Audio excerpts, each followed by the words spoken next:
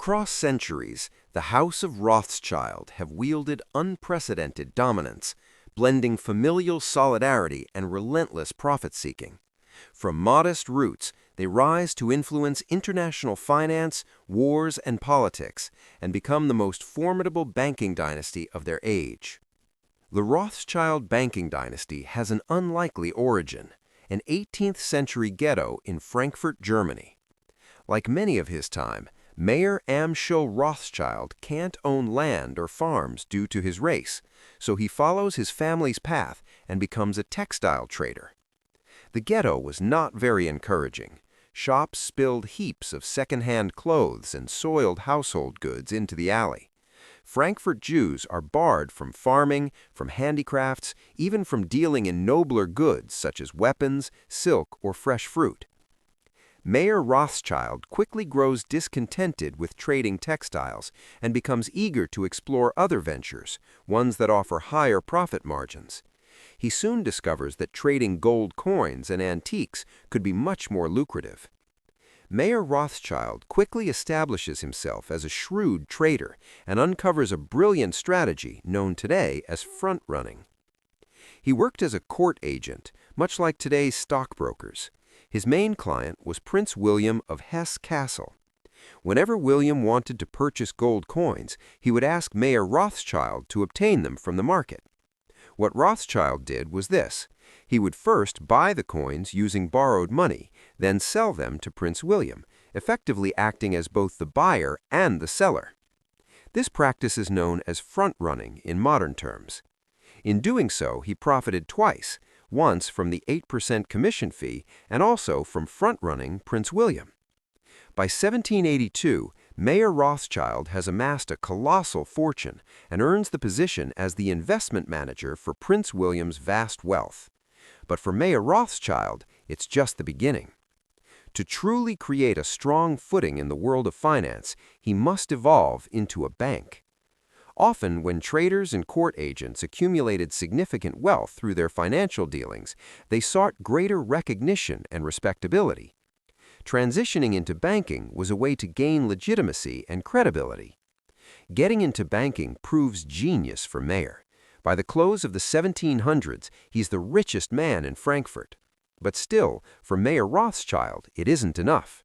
He envisions a legacy beyond wealth, a family dynasty that stands the test of time, outlasting nations and empires. To me, it's always what's next, and I think that's what drives most very successful people. It's never about the money. I mean, that's a way of keeping score. It's about achievement, and it's about winning a game, and it's about upping the ante. To do that, he knows he needs to think bigger than just Frankfurt or even Prussia. To expand, he dispatches 4 of his 5 sons to the great capitals of Europe, Vienna, Naples, Paris, and the jewel of the empire, London. In the early 1800s, Great Britain stands as a global superpower with a vast empire across continents. With the British Royal Navy unmatched, the seas are theirs. The Industrial Revolution is transforming the economy, making Britain an industrial and manufacturing powerhouse. The financial sector centered in London is robust, with the establishment of the Bank of England in 1694. London becomes a global financial center. Mayer Rothschild has built a thriving banking business in Frankfurt, but he realizes to sustain the long-term prosperity of the family, he needs to expand to different major cities in Europe, including sending his 3rd son to London, England. His name is Nathan Rothschild. For Nathan Rothschild, the pressure is immense. He feels compelled to demonstrate to his father that he is equally capable of upholding the family legacy. Nathan was a fiercely ambitious and competitive man, as quick to take offense as to give it in his business dealings. With £20,000 his father gave him as investment, Nathan plans to maximize it as quickly as possible by any means necessary. In the early 1800s, the London textile industry saw significant growth. This industry was marked by many small-scale workshops and factories that produce many different types of textiles, from cotton to silk. Nathan sees an opportunity to capitalize on this growth while maximizing profits. He managed to create three sources of profits from the textile industry. According to his own account, Nathan was successful in his early years. I soon found that there were three profits: the raw material, the dyeing, and the manufacturing. I said to the manufacturer, "I will supply you with material and dye, and you will supply me with manufactured goods." So I got three profits instead of one, and I could sell goods cheaper than anybody. In a short time, I made my £20,000 into £60,000. To ensure consistent revenue, Nathan also ventures into the lucrative realm of smuggling textiles and precious metals. He became, in a word, a smuggler. By 1808, Nathan had earned a reputation as a man who had, thanks to his superior management, judgment, foresight, and connections, regularly succeeded in getting goods to the continent. Within just a few years of initiating his business in London, Nathan reports impressive growth, sales of £800,000. Now, with substantial capital at hand, Nathan sets his sights on transforming his enterprise into a bank. He plans to build it to be bigger than his father's bank in Frankfurt. By 1812, Mayer Amschel Rothschild's health deteriorates rapidly. He soon realizes that death is inevitable. And to ensure the House of Rothschild remains prosperous, he urges his sons to put their family unity first and above all. This is one of the foundations for the long-standing success of the Rothschild dynasty. Their strong bond as a family and their unique way of doing business are reasons they're still successful today. As the Rothschild sons establish their banking houses in different cities, Europe enters an age of wars set to span over a century. Whereas the 18th century wars had tended to be limited, had tended to end in a truce where people sat down and negotiated, the wars of the 19th century, at least some of them, became increasingly ideological, increasingly difficult to stop. Thanks to its sophisticated finance system, the United Kingdom wages 6 wars in the century without facing an economic collapse. Today, we live in a world dominated by a single superpower, the United States. Indeed, it sometimes seems as if we've become part of the American empire. Yet Britain was the world's superpower for more than 2 centuries, exerting even more power beyond her borders than the U.S. does today. By the 1814, the Duke of Wellington wins battle after battle against Napoleon and plans to bring the fight to France. But while in France, Wellington realizes the need for a significant amount of French coins for expenses. Wellington's campaign was being fought at a time of unparalleled fiscal overstretch.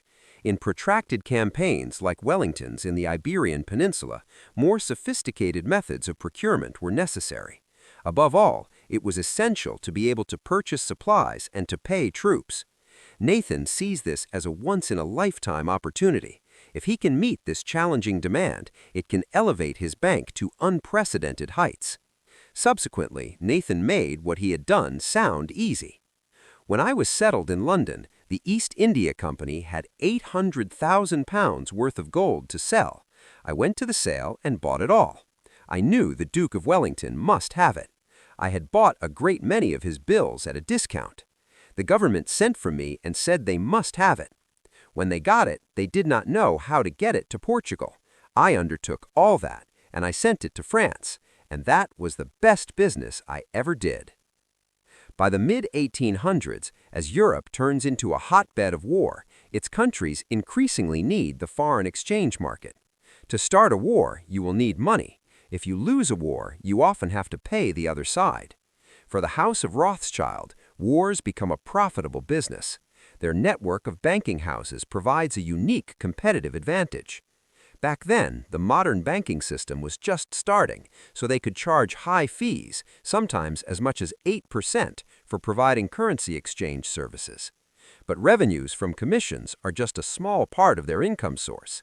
The Rothschilds understand that in the world of finance, information is everything, and speed is king.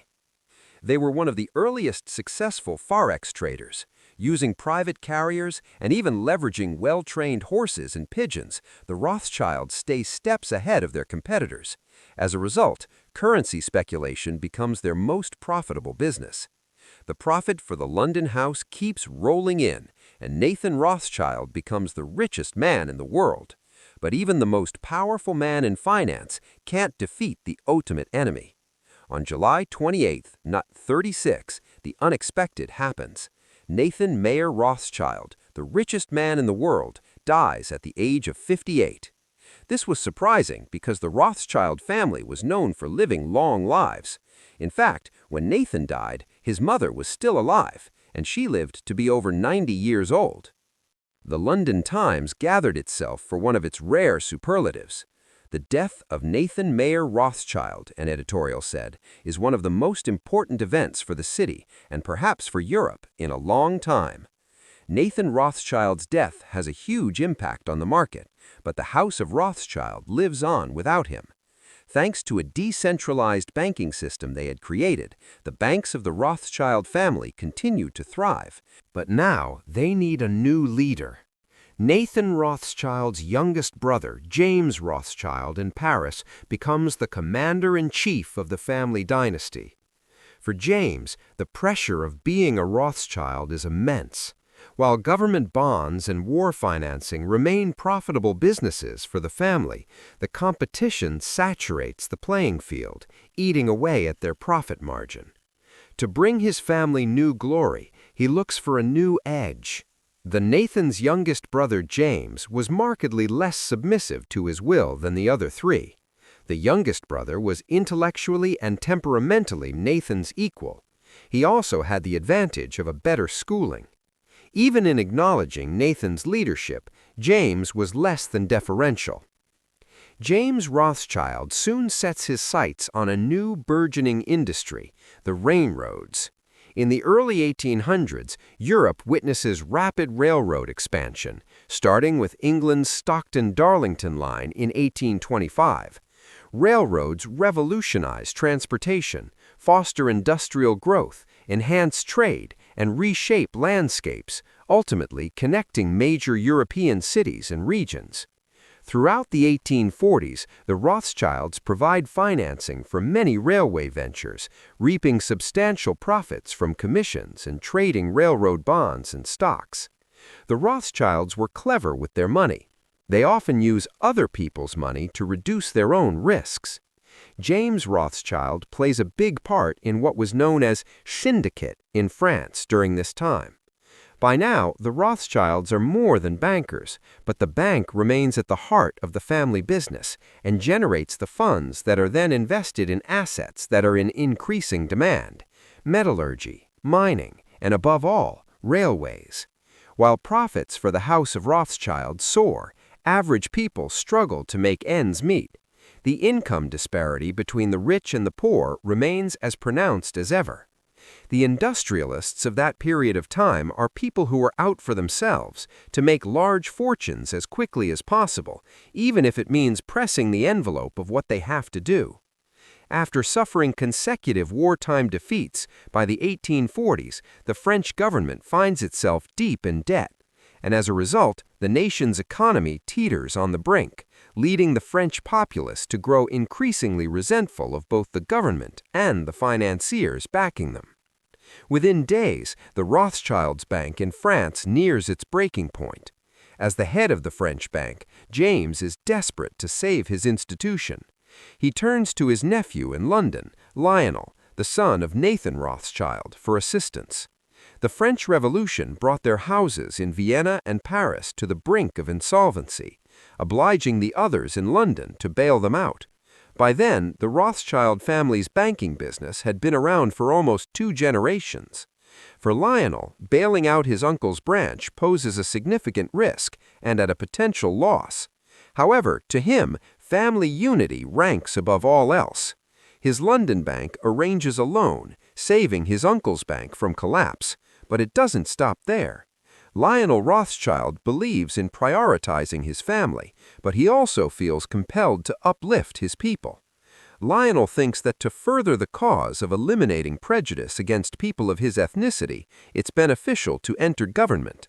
Lionel had a lot of money, so he used the money to buy a lot of press to help him get elected.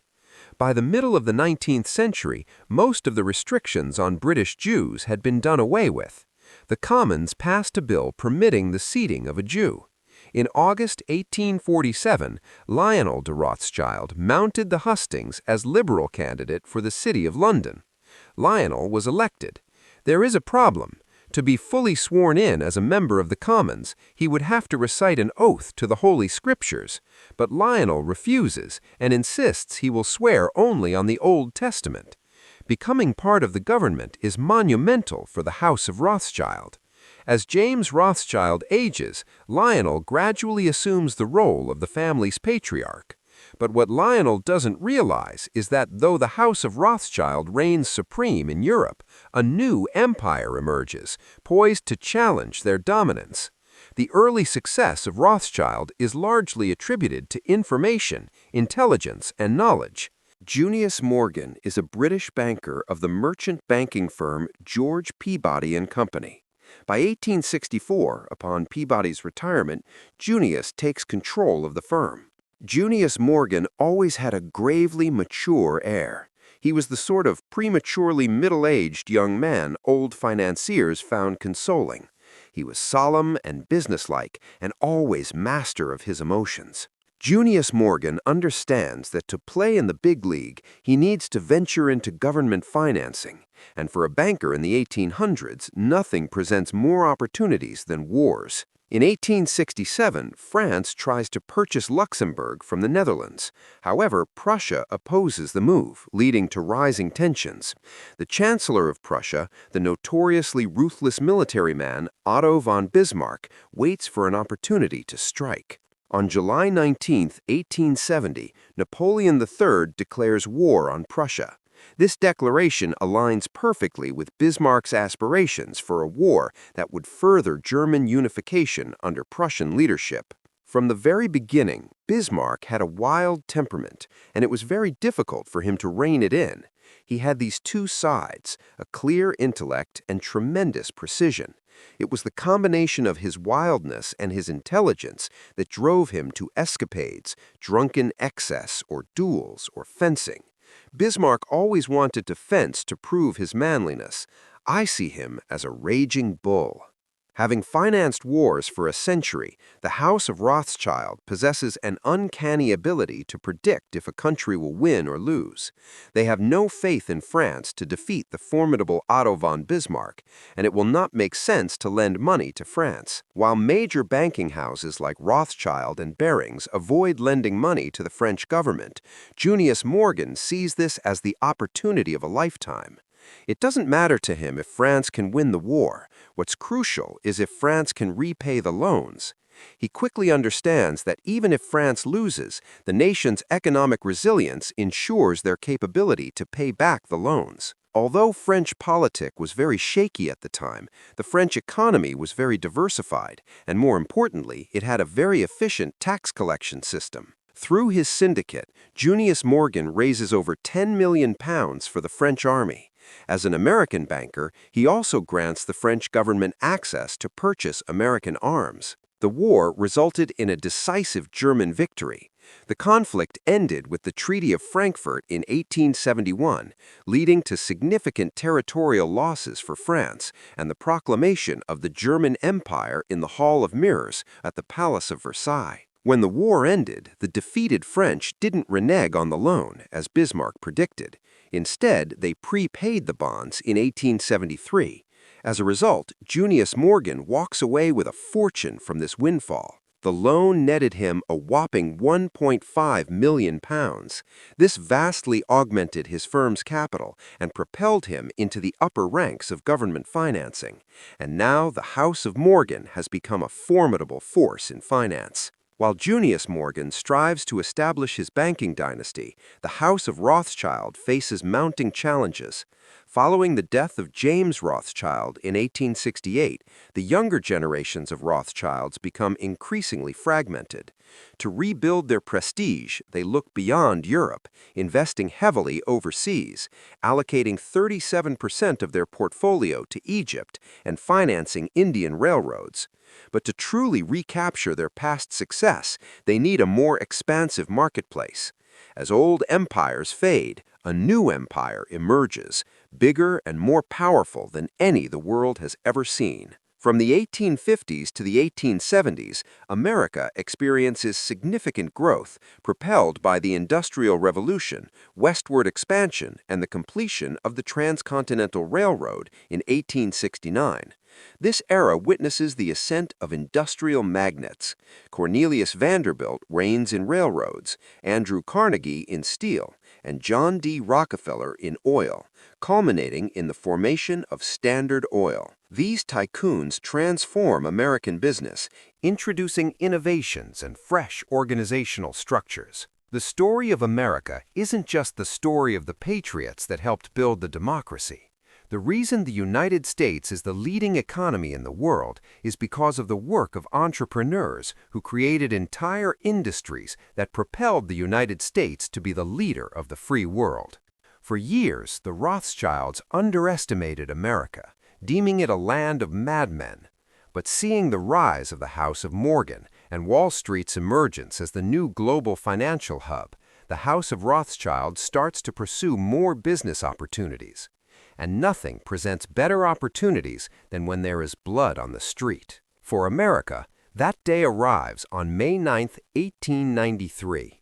Following decades of a booming railroad market, the industry, plagued by overexpansion and overbuilding, suddenly collapses. The result is one of the worst depressions in history, the Panic of 1893.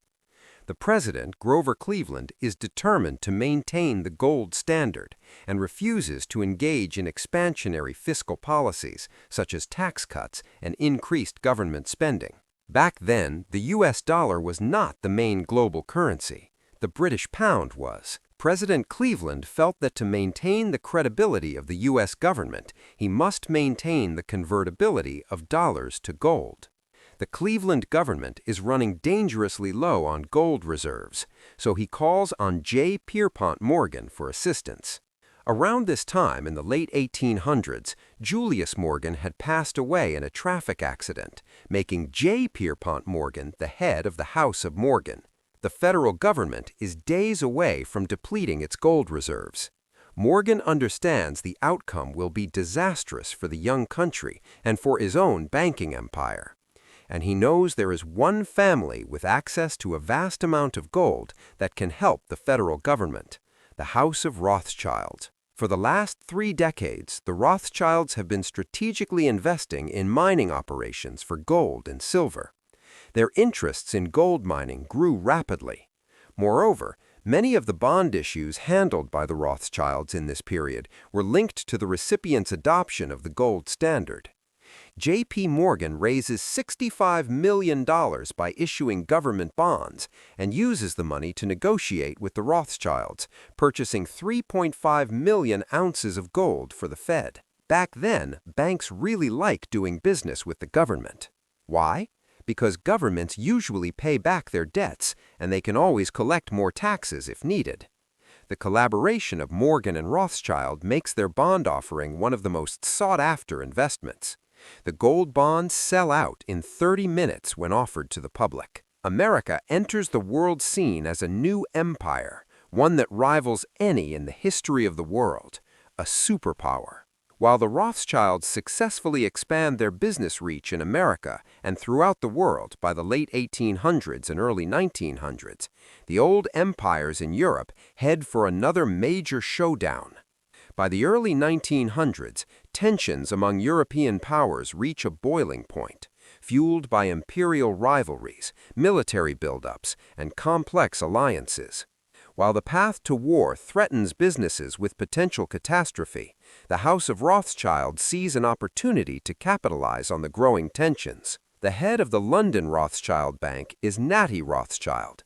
He advocates for the British government to expand its naval capabilities.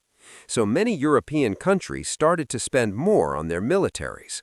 For that, they needed money. What the Rothschilds don't realize is that the war that is about to unfold will be more brutal and deadly than any they have ever encountered before. Following the assassination of Archduke Franz Ferdinand of Austria-Hungary, Europe plunges once again into full-blown war. Look at Serbia. Serbians are saying, we don't want to be ruled by the Austrian, the Hungarian Empire. That's an old, tired, imperialistic structure. We are our own country. It's the Serbians who assassinate Archduke Ferdinand and his wife Suf, and of course that's the trigger that begins the whole conflict. This war features trench warfare, new weaponry, and results in massive casualties, with an estimated 10 million soldiers and 7 million civilians dead. For the first time, members of the Rothschild family align with opposing sides. Though the Rothschilds survive World War I and even profit from war financing, their scale of operation is overshadowed by the rising banking dynasty in America, the House of Morgan, now led by J. Pierpont Morgan's son, Jack Morgan. The Morgan Bank serves as the key financier for the U.S. government during World War I, raising funds through war bonds and extending crucial loans to European allies. In 1935, the Jewish Chronicle ventured to suggest, with perhaps a hint of relief, that the Rothschilds' heyday was waning. The most intellectually gifted of the next generation of Rothschild men turned his back on the family business. After World War I, the House of Rothschild finds itself in disarray, and different banking divisions pursue various objectives and become more integrated into the countries where they operate. At the same time, Europe sees a surge in anti-Semitic sentiment driven by economic hardships and political unrest. The Rothschild family, as prominent Jewish bankers, faces heightened scrutiny and hostility. In Germany, following its defeat, the nation endures one of its most severe economic downturns. A new kind of leader harnesses the anger of the German public and swiftly rises to the position of chancellor. His rise to power spells trouble for the House of Rothschild, especially the German banking branches. In 1939, just 21 years after the end of World War I, the biggest war in human history erupts.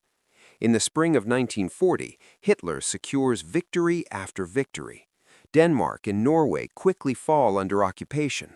Next, the German army sweeps across the Netherlands and Belgium. Europe makes a desperate stand in France, but it's no match for German armor and air power. And by June, Hitler's in Paris. Britain is the Germans' next target.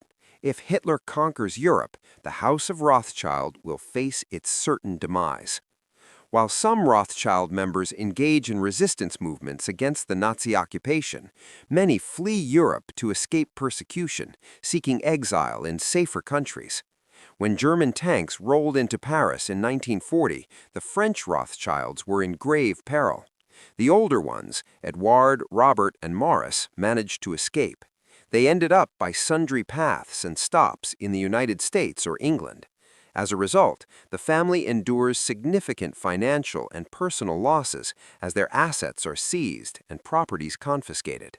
General Eisenhower informs me that the forces of Germany have surrendered to the United Nations. The flags of freedom fly all over Europe. As the Rothschild dynasty becomes increasingly fragmented, N.M. Rothschild of London takes on the challenge of rebuilding and carving out its own direction. For N.M. Rothschild and Sons, their core competitive advantage remains government financing. This has also been a core strategy of the Rothschilds. They worked closely with the government to finance big projects. The Rothschilds believed that as long as they had good relationships with the governments of strong countries, their business will always do well. Rather than aiming for expansion, Rothschild preserves its business model as a private club, financing elites while evading public scrutiny. By the 1970s, a future media mogul seeks N.M. Rothschild's assistance. His name is Robert Maxwell. Maxwell served in the British Army during World War II. After the war, he worked for British intelligence and later entered the publishing industry. In the 1950s and 1960s, Maxwell acquired several British publishing companies, including Pergamon Press and Mira Group newspapers. He had a traumatic beginning to his life as a child. Most of his family were wiped out in the Holocaust. I think the experience of extreme poverty and great hardship scarred him for life. Not being poor became an absolute imperative. But to expand his business empire, he will need money, lots of money, the type only powerhouses like the Rothschilds can provide. In the 1980s, Maxwell's investments look like they're doing well, but trouble is brewing inside N.M. Rothschild. Lord Victor Rothschild and his son Jacob are on one side, fighting with their cousin Sir Evelyn de Rothschild. Around this time, the banking world was changing a lot. Bigger banks were acquiring smaller ones, making them mega banks. And new ways of making money, like derivatives and options, came up in the 1980s. These new tools help banks make more money and also help them manage risk better. Jacob Rothschild believes the bank must adapt to modern corporate strategies and pursue aggressive expansion. Sir Evelyn, who leads N.M. Rothschild & Sons, asserts that modernizing the ownership structure risks the family's absolute control. He insists the Rothschilds' bank must always be wholly owned by the Rothschilds, even if it demands short-term sacrifices. But family drama soon become their least concern. A massive scandal erupts, threatening the Rothschilds' reputation. The millionaire newspaper publisher Robert Maxwell is dead. He disappeared overboard from his private yacht early this morning while cruising off the Canary Islands. In the early 1990s, revelations surfaced that Maxwell misappropriated hundreds of millions from his employees' pension funds to sustain his enterprises and luxurious life. I feel that, and I've grappled with this a lot, I feel that possibly the line between suicide and an accident is less clear-cut than we tend to assume.